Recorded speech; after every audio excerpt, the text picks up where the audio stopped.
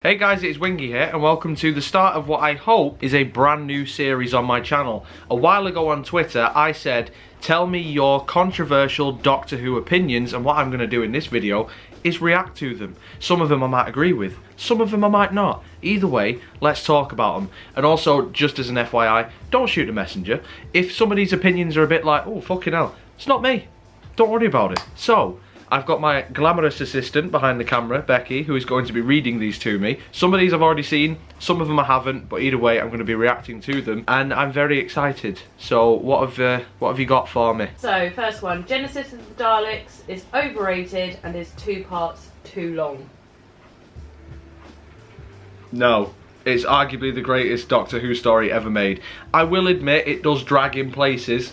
If you said 1 part too long, kind of see that, but no, no, I can see why that's controversial, because that's, well, not even controversial, just, you know, wrong.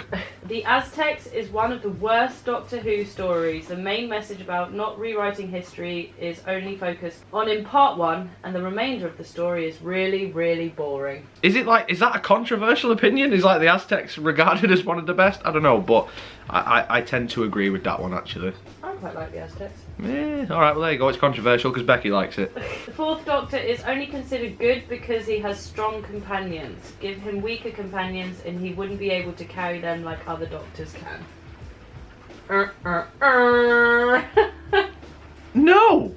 What do you mean? That makes no sense. Are you saying that if Tom had really bad companions, he wouldn't be able to carry a story? Because Tom carries stories by himself with great companions. I don't get that. Like, you do you, but again, just wrong. Jon Pertwee's era is a mixed bag. Yes, he has great stories, but it's still a very hit and miss era of stories. No. I kind of agree. Not fully, but I do kind of get where they're coming from, because there are a lot of Pertwee stories where when I sort of look at all of his stories in his era, I'm like, actually that's not amazing, that one's not that good. You know, you got stuff like, I mean, I don't like The Curse of Peladon, as people know, like, I really don't like that one. Stuff like Colony in Space, The Mutants, you know, Monster of Peladon, like, there's certain stories where I'm like, the Dalek stories, he's got some great stuff, but I do think there's a lot of mediocrity in there as well. I wouldn't say, like, every single story is, like, amazing. I think it's just the fact that it's pinpointing Jon Pertwee, because I think that's no, he's great. I don't think that they're saying that Pertwee's bad or whatever. I just think his stories overall are so, and I kind of agree with that one. Rose's most overrated companion and became very selfish from school reunion onwards. I don't think that's controversial. I agree with that as well. I think a lot of people would sort of say in Series 2 Rose isn't as good. Series 1 Rose is the better of the two. She's very overrated. I think they shouldn't have had a female Doctor. FYI, I'm not an NMD. To me, the Doctor is a male character figure, and I don't think they should have changed that. I mean, I've said in the past, like, when I first reacted to the casting, which is a video that I took down, I agreed. I mean, now I'm sort of at a point where I'm like, yeah, I like, do it, why not? But I also understand that argument as well, where it's like, maybe they shouldn't have changed it, but they have, so I guess we just have to deal with it. And I don't think a female Doctor is the worst idea ever, but it is definitely controversial. So, there you go. I mean, I still want Gillian Anderson to do it. Classic Who is objectively poorly paced. No. No, it isn't. There's certain stories that are like, ooh, that's a bit too long or whatever, but I don't think overall it is. Yeah, I don't agree with that. No, I think there's certain stories that it's like, oh, it's over already. Depends what story you're watching, because there's some where it's like, oh my god, please just end. 12's era is absolutely terrible. It's not absolutely terrible. I mean, it has its moments. Like, there's some, I think I've said it in videos before, it's like 50% good, 50% bad. I think as a whole package, I wish it was better than what it was, but to say it's all terrible, I don't see that, personally. Especially when you've got stories like Heaven Sent, the Lake story, Into the Dalek. There's some cracking stories in 12's era. John Sim is the best written master pre-Series 10. Wait. So you're saying that John Sim is the best master so before Jodie and Sacha Dhawan's master came, you're saying that John Sim is the best master out of all of them, like the best written? That's... No, Have you seen Roger Delgado and how he's written as a character? John Sim, I do like, but that's a bold statement. Just say he's your favourite. It's not as controversial. The best written? Nah. Roger Delgado. Even Anthony Ainley was written better. Earthshock is overrated. No. Next. No, it isn't. Oh, I will concede the point that you've made. It didn't have to be a Cyberman story, but it's not overrated. It's still a great story. Yeah. It's one of the best. Easy. Yep, it is. Next. Move along. Move along. Day of the Doctor is bad. Nah, it's fun. I do like Day of the Doctor. That is a good story. But I kind of get where you're coming from, because it's not really a celebration of 50 years of Doctor Who. It is a celebration of the previous 8 years. But I wouldn't say it's bad. The Three Doctors is the only well-written multi-Doctor story. I don't know. I do like the Three Doctors a lot, and it is probably my favourite multi-Doctor story, but I do like the 5 Doctors for what it is, and I also like the 2 Doctors. And Time Crash, that's a thing. That's really good, even though it's like 10 minutes for children in need. I think it's the best, but I wouldn't say like it's the only one that's written well. Series 2 is far superior to Series 5. No, Series 2 is such as... Take your nostalgia glasses off, like that, you see, yeah, like that. I put mine on because I need them to see, not with nostalgia. Series 2, if you have that nostalgia for it, which, I mean, I do, I grew up with it, then I understand why you would just blindly love it. But objectively as a series, it is quite poor. And I know that Series 5 doesn't always hit the mark, but the best parts of Series 5 are so much better than the best parts of Series 2. And the worst parts of Series 5 are still better than the worst parts of Series 2. I can't agree with that one. I'd say that's controversial. I know a lot of people think it's underrated, but Series 2 I think is genuinely quite poor. Probably Russell's weakest series thus far, because he's coming back. The new series is the most self-congratulating piece of Who ever, with its massive speeches every episode. I don't know the old stuff, seemed to know it, had fuck all budget, and had fun with it.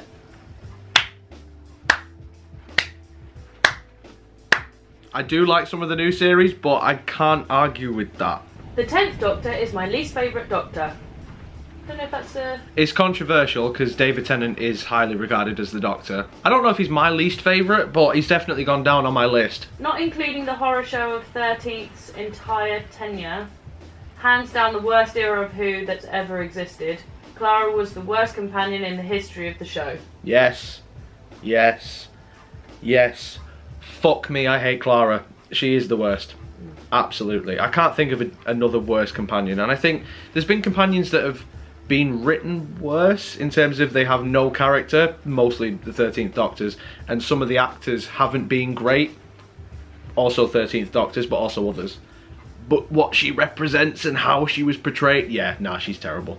That is controversial though, I think, because quite a few people I've seen love Clara. And if you do, more power to you. You're wrong, but there's, you know, more power to you. Dimensions in Time is the best Doctor Who story ever made. It's not even the best Doctor Who story in the 90s. Have you seen it? What is Dimensions in Time? It's the Children in Need one where they cross over with EastEnders. I think so. I think you showed me. It's awful. You can have fun with it, but to say it's the best story... Troughton should challenge Tom Baker as the definitive Doctor, but doesn't because half of his run is missing. Also, having his episodes not being colorised turns many people off immediately. I agree, I don't think that's a controversial opinion. He is the first of the new Doctors, and without Troughton and his performance, I don't think...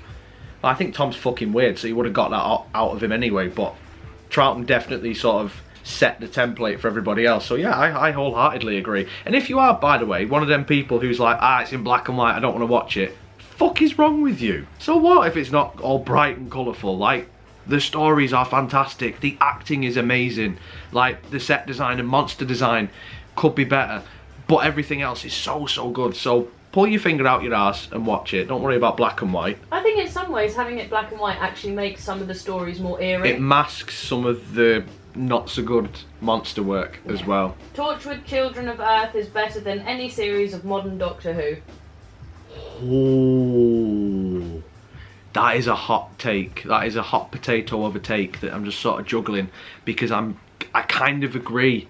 It is very, very good, but I wouldn't necessarily say it's better than any modern era Doctor Who series. I wouldn't say it's better than series 1, 4 or 5, but yeah, I do like it a lot. Interesting. I don't understand why Adric is hated so much. The stuff with Adric, I do kind of agree, but Matthew Waterhouse, bless him, and I have met the guy and he's very nice. He wasn't the best actor in Doctor Who. I definitely think he's better with Tom. There was just too many companions, so I think he got overshadowed. I don't think he's the worst. I don't think he's like the big disaster that everyone thinks he is. But yeah, I don't think he's the worst. The Invasion of Time is a great, enjoyable adventure on Gallifrey. The Doctor is played as the enemy, Sultanas,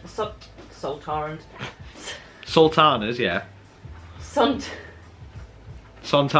Sontarans. other Gallifreyans, and we are shown the vast size of the TARDIS. Also, Sontaran falls over a chair, you can't beat that. Sontarans, like the greatest warriors in the galaxy, beaten by furniture. What more do you want? I've always had a soft spot for the Invasion of Time. I absolutely love it. So much so that Louise Jameson, who is Leela, and John Leeson, who is K9, I got them to sign my DVD. And I unapologetically love that story, knowing full well that there are certain things in it that are really stupid and really shit. The way Leela leaves, terrible. The production value, terrible. Inside of the vastness of the TARDIS, like you say, is it awesome to see? Yes. But it is a hospital, and it's very clearly a hospital. But I love it. I do think it is a criminally underrated story. That is a controversial opinion, but I'm with you all the way. Let's fucking go. John Sims' Master is better than Messi. Better right. than Messi. No.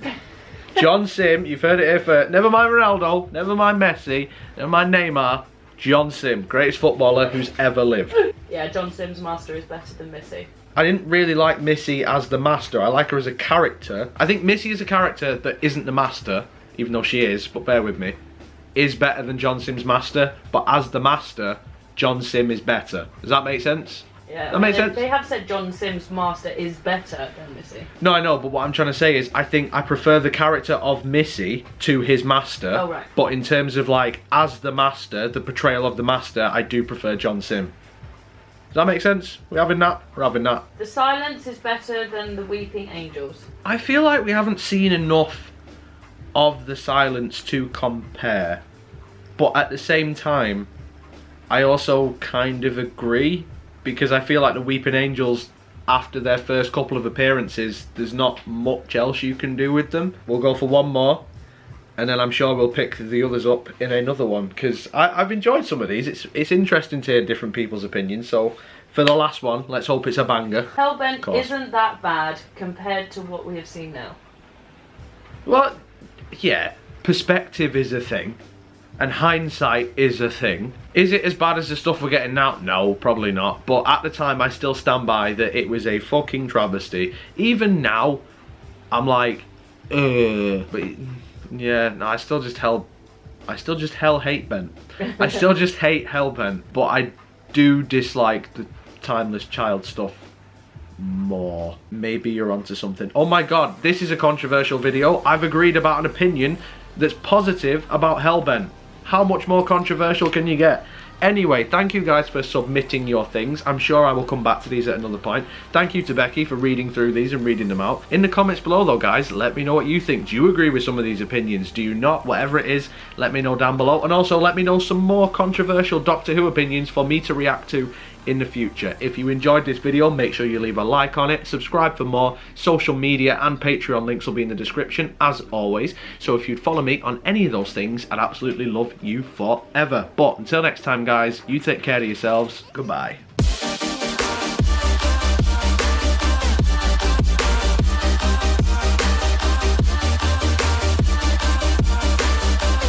Well, Wingy. Please, that's my mother's name.